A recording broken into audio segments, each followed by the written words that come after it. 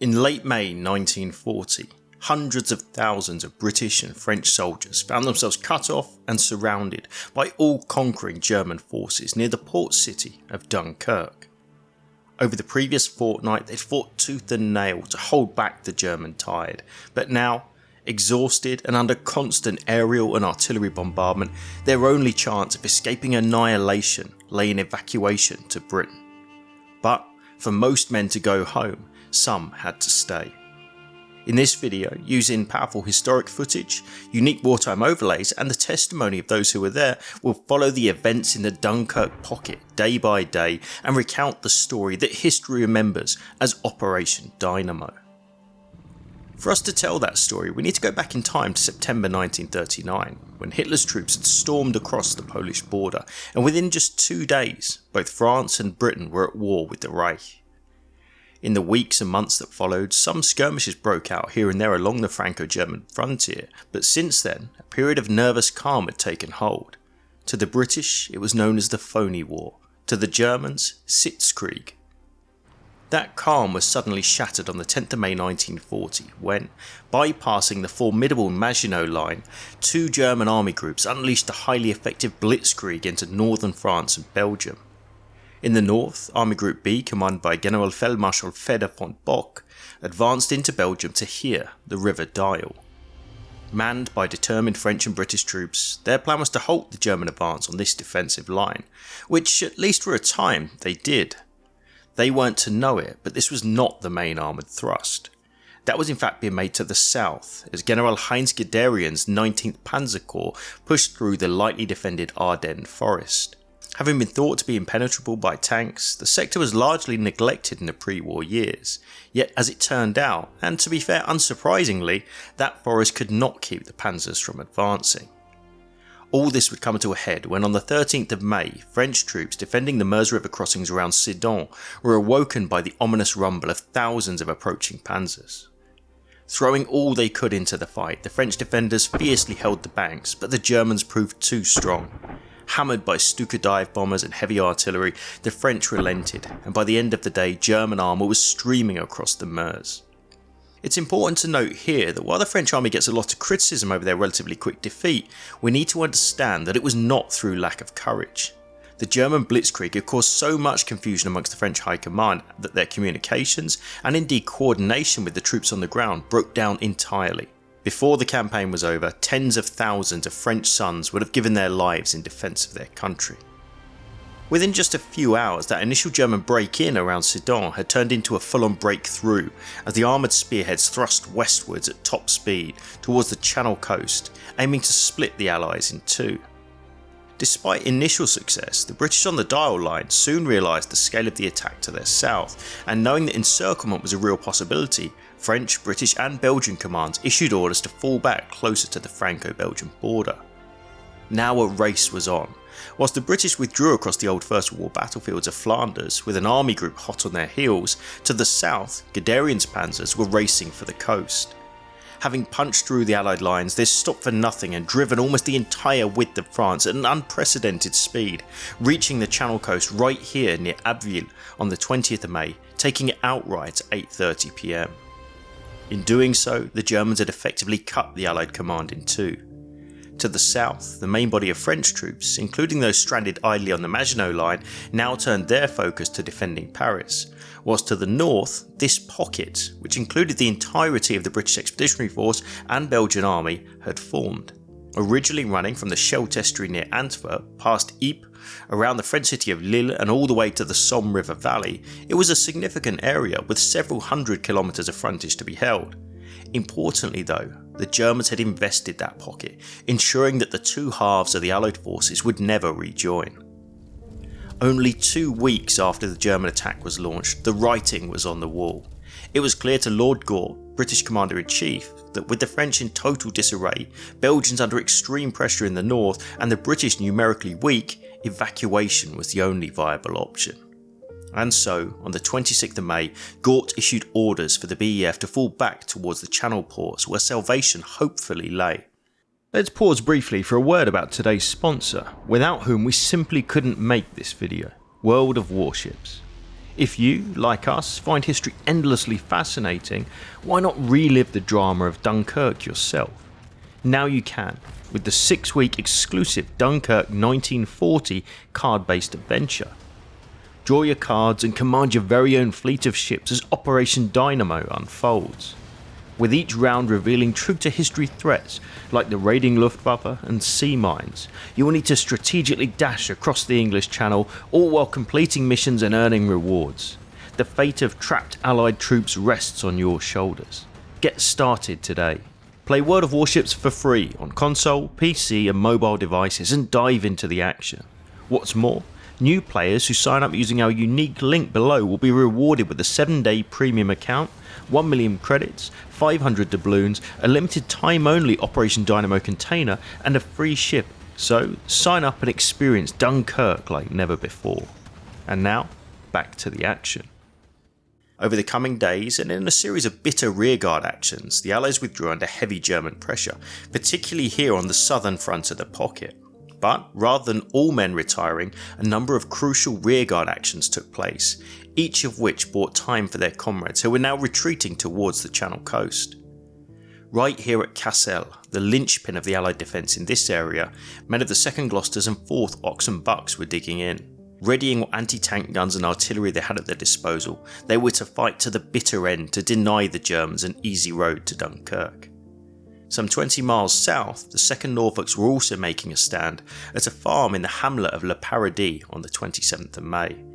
Holding off the advancing Germans for several crucial hours, they'd run out of ammunition, been forced to surrender and were summarily executed by the 3rd SS Totenkopf in an incident known as the Le Paradis massacre. In an ominous sign of what was to come later in the war, the 1st SS Leibstandarte followed suit by murdering 81 unarmed prisoners in this tiny, unassuming barn at Wormhout just a day later.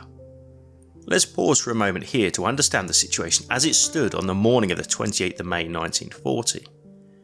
Comparing the Dunkirk pocket of the 20th of May to that of the 28th, we can see that within just a week it had shrunk significantly. Once covering nearly 200 kilometres of frontage, it was now reduced to only 80 kilometres across, running from Dunkirk, across Bray Dunes, right to Ostend in Belgium.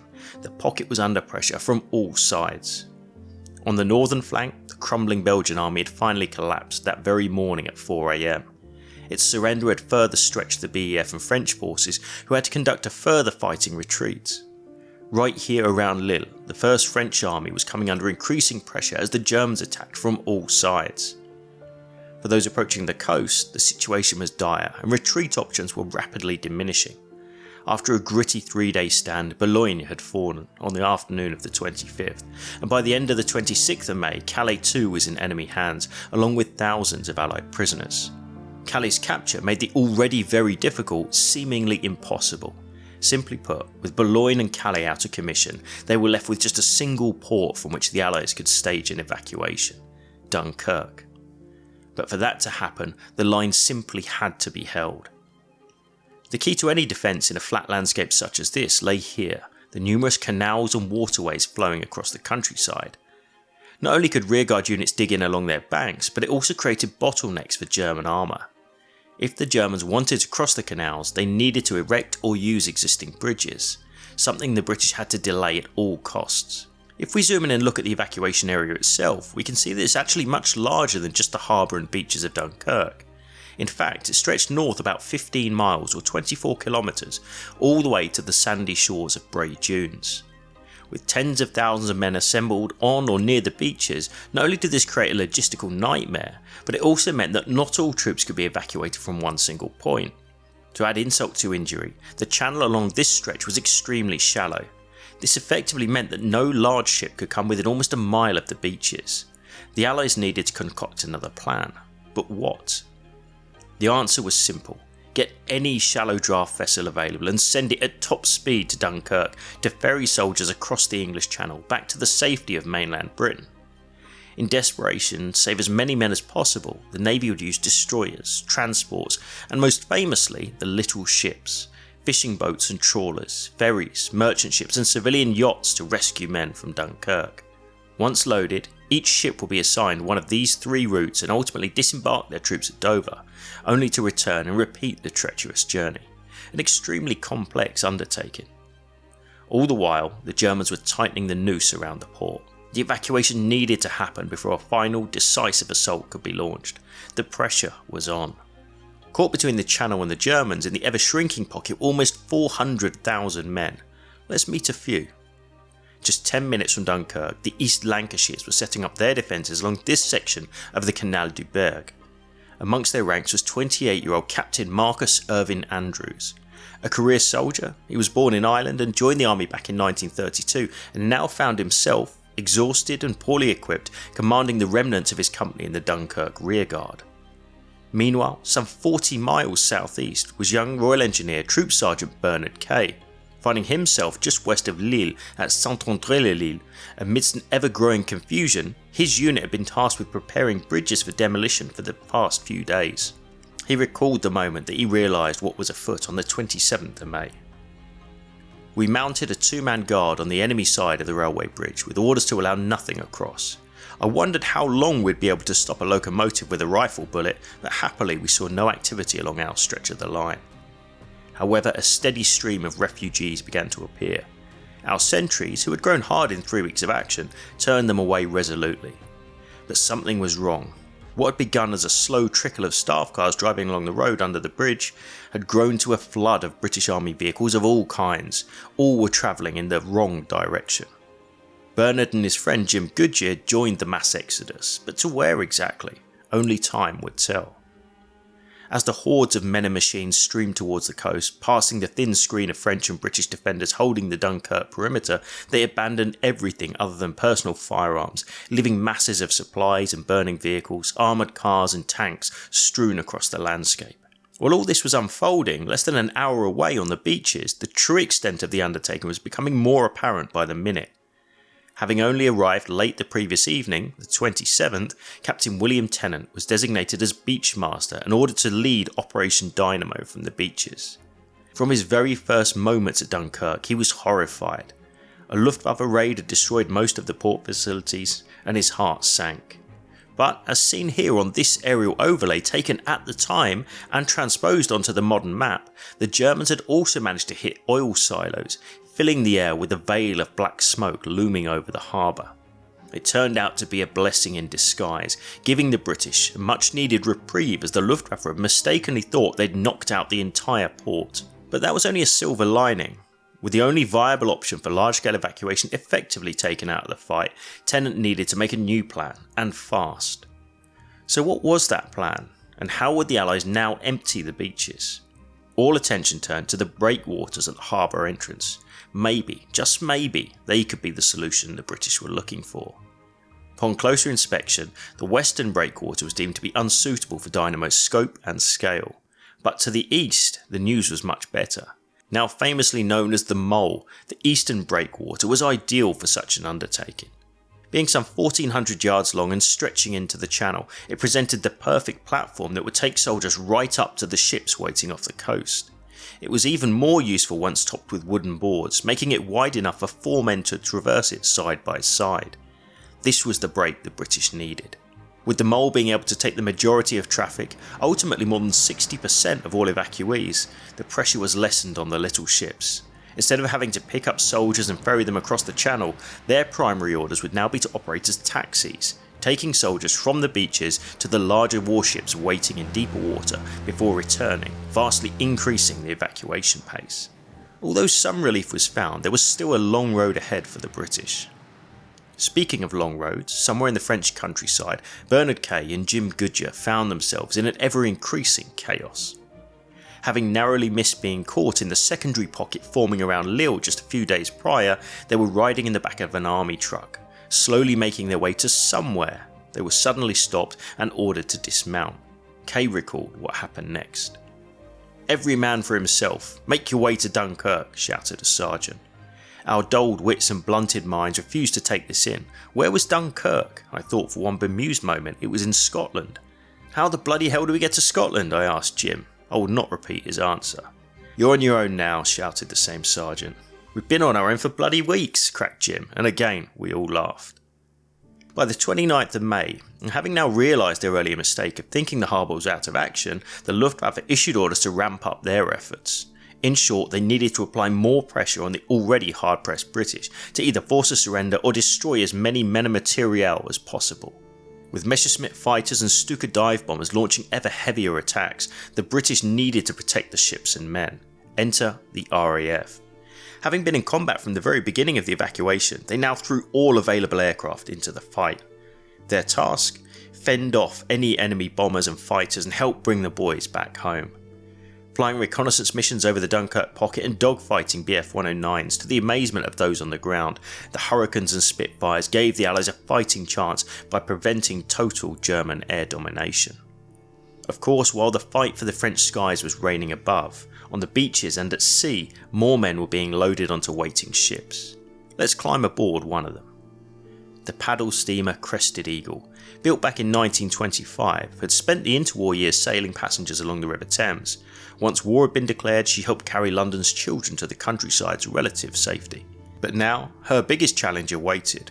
Recalled from patrol duty, she arrived here on the western side of the Eastern Mole around 5 PM on the 29th of May, rapidly filling with exhausted but grateful soldiers. She took on several hundred men. Though, when about 5:30 PM 2 nearby ships, HMS Grenade and Fenella, were hit, she was further swamped, meaning that when she cast loose for England around 6 PM, she was filled to the gunwales with more than 600 men. She would never reach her destination. Within just a few minutes of leaving the Mole and less than 1 mile out to sea, she was targeted by an incoming flight of Stuka dive bombers. To the howl of sirens, several bombs hit the deck at the rear of the unarmoured ship, killing dozens and immediately setting it ablaze. Horrified at the disaster unfolding in front of his very eyes, Lieutenant Commander Bernard Booth had no choice but to turn back and beach the blazing ship at Zuidkooit, just a few miles northeast of Dunkirk. More than half of those on board would lose their lives. While all this was going on, at Lille, the French First Army's situation was deteriorating. Having fought courageously to halt the German advances and buy time for their allies at Dunkirk, they'd finally been encircled by the German 6th Army. Now the survivors, led by General Jean-Baptiste Molinier, dug into the shattered buildings and streets of Lille, where they were left with 2 options. 1, attempt to break out in hopes of rejoining their comrades, or 2, surrender to the massively superior forces besieging them. They would choose the former. Armed with a crucial German plan showing all enemy dispositions, captured along with Lieutenant General Fritz Kühner, commander of the 253rd Infantry Division, the day before, Molinier planned his breakout. Mustering the last of their strength, the remaining French thrust westwards towards the River Lys, driving aside the surprised German defenders as they did so. Realising just in time what was afoot, Wehrmacht pioneers managed to blow several vital bridges, severing any hopes of reuniting the pockets and leaving some 35,000 Frenchmen cut off in an ever-worsening position around Lille. Despite that demoralising failure and almost completely exhausted of ammunition, the French around Lille would fight on, street to street and house to house, tying up huge numbers of German troops over the next 24 hours. The sacrifices made by the French around Lille had very real consequences for Operation Dynamo. On its first day, a mere 7,669 troops were evacuated, but since then, the British had ramped up their evacuation efforts daily. 17,804 men would follow on the 28th and 47,310 troops the day after. On the 31st of May, the day that General Molinier and his surviving command finally surrendered, 68,014 men were ferried to safety. But all the while, more exhausted men were arriving at Dunkirk to join those waiting for evacuation. Amongst them were Bernard Kay and Jim Goodger. Here we sat on the sand at the part of Dunkirk beach where the long concrete east mole protected the docks from the sea. The sight which met our eyes as we looked across the sand was not encouraging. The evidence of a large army having been there was very strong. The usual litter of unwanted items stretched away into the distance, and it was evident that we were at the tail end of the retreat to the sea. As we sat at the bottom of the mole where it ran up to the beach, I had time to reflect on things. I thought of the carnage I'd seen in Dunkirk, the piled up dead civilians and British soldiers, the wrecked buildings and the terrible smell of roasting bodies. At the same time, and just here, a few miles south of the beaches, Marcus Irvin Andrews and his remaining men had taken up the defence of a 1,000-yard stretch of the Berg Canal. Weary, short of ammunition, yet determined, they dug in as best they could under the cover of darkness and waited for the approaching enemy, which was signalled by an intense 3-hour bombardment on their position. As dawn broke on the 1st of June, the Germans to their front launched what they hoped would be a decisive attack. For 10 gruelling hours, with mortar and artillery shells raining down around them, the constant crack of machine gun fire and repeated infantry assaults, the East Lancashires held on. But soon it became clear that their defence must fail. To the north and south, gunfire signalled that the canal had been crossed. Aware of the perilous situation now unfolding on his flanks, all Irvin Andrews could do was hope to hold the enemy to his front for a few extra precious minutes, every one of which meant more men at Dunkirk could go home. After ordering men to plug the widening defensive gaps, he climbed onto the roof of a nearby straw-thatched barn. From this new vantage point, he engaged the oncoming enemy with his rifle, personally accounting for 17 enemy, before picking up a Bren gun and fighting on, receiving a reply of withering mortar and machine gun fire in response. Even with the Germans pressing from front and flank, he ferociously held the line for more invaluable minutes. It was only once the building he had held was shattered, set alight, and all his ammunition had been expended, that he knew that the time to fall back had arrived. Now, almost completely surrounded and with capture imminent, Andrews collected the 8 remaining men of his company and led them back to cover along the canal. Wading, sometimes swimming, for over a mile, they would rejoin their rear company and set up a new defensive position around here, ready to fight once more. By this time the pendulum had swung. With less than 100,000 men left to be evacuated, the remaining French forces were fighting along the ever-shrinking perimeter, sometimes even within earshot of the beaches. As the sounds of war echoed in the night, Bernard Kay could taste freedom. He recalled. A sudden movement ahead brought us wide awake. We wondered if this could be the ships. Whispered words passed along the line and we learnt, to our joy, that the ships had indeed made their way to the docks and were tying up alongside the mole. Our hopes rose again. It looked as though we would now make good our escape at the 11th hour. The queue started to move, a slow shuffle forward. Speaking was strictly forbidden and movement was carried out in total silence. At one point we mounted the mole and became aware of the sea on the opposite side. We crept forward slowly and felt that only the cruelest stroke of fate could now prevent our safe escape. Once we were at the top of the mole, our progress was a little faster. At one point was a wide gap where a bomb had landed. The gap was bridged by a length of narrow gauge railway line, with the sea swirling below. We crossed the hazard by stepping across the metal sleepers. But then, just ahead in the blackness, I suddenly discerned the mast and superstructure of a ship. It wasn't a big ship, but big enough. A wave of emotion swept over me. I felt like weeping with weakness and relief, but there was no time for emotional outbursts. I was soon standing and looking down on the comforting sight of a little wooden boat, which I later learned was a Dutch fishing boat. With Bernard finally making his way back to Britain, his short-lived adventure in France had come to an end. Tens of thousands more would follow from the mole and directly from the beaches at Bray Dunes, often having spent hours sheltering from aerial attack in this scrub-covered terrain before rushing to an approaching craft on the beach. Finally, on the evening of Tuesday the 4th of June 1940, the final ships with their exhausted cargo sailed from Dunkirk. They had accomplished the unthinkable. They had borne the brunt of Hitler's mighty Wehrmacht and lived to fight another day. Right at the outset of Dynamo, the British command had hoped to save only 45,000 men, but when the curtain finally fell on one of Britain's finest hours, a staggering 338,226 troops were rescued. While popular culture depicts the British as the heroes of Dunkirk, it does not reflect the whole story. The true heroes were in fact those French forces who stayed, sacrificing their freedom and many their lives to keep the pocket open in those final days and hours. So determined was their resistance around Dunkirk and at Lille that when General Molinier's massively outnumbered forces had finally surrendered on the 1st of June, German General Kurt Weger granted the defeated French honours of war, allowing them to march through the city fully armed to receive a salute from their adversaries in a powerful show of respect to a gallant foe. The only such instance in the entire Second World War. But as Winston Churchill famously said in a speech the day after Dynamo came to a close, we must be very careful not to assign to this deliverance the attributes of a victory. Wars are not won by evacuations. He was right. The remnants of the BEF that did eventually return to Britain did so without every single tank, gun, truck and piece of equipment it had taken to France, along with thousands of men killed, wounded and captured. But, and it's a big but, the vast bulk of that manpower that made the perilous journey, thanks to the incredible courage and sacrifice of all nations, would ultimately live to fight another day. On a national level, Dynamo, far from being an unrecoverable blow to British morale, gave birth to the Dunkirk spirit, a stoic resolve to see things through come what may. Churchill himself, in perhaps his most famous speech, would sum up that spirit with which Britain and her allies would take on the perilous years to come. We shall not flag or fail, we shall go on to the end. We shall fight in France and on the seas and oceans. We shall fight with growing confidence and growing strength in the air. We shall defend our island, whatever the cost may be. We shall fight on the beaches, landing grounds, in fields, in streets and on the hills.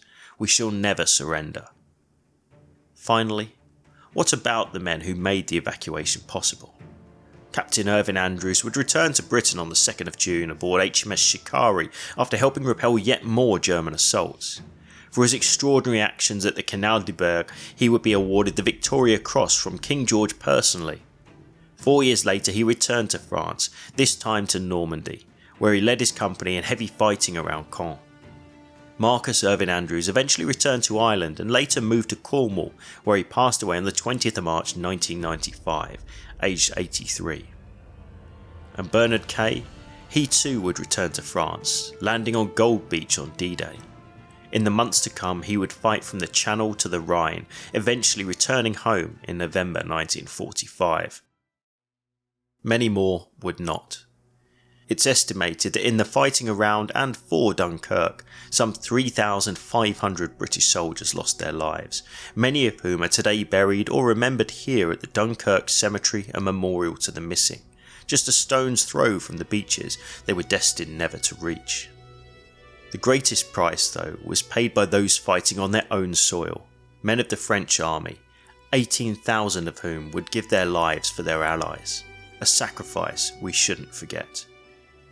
Today, the beaches around Dunkirk have long returned to peace, but for those that visit, every now and then a glimpse of that tumultuous time in 1940 can still be found, like just here at Bray Dunes, where each day at low tide, as an almost poetic reminder, the sea slowly reveals a powerful piece of history, the crested eagle.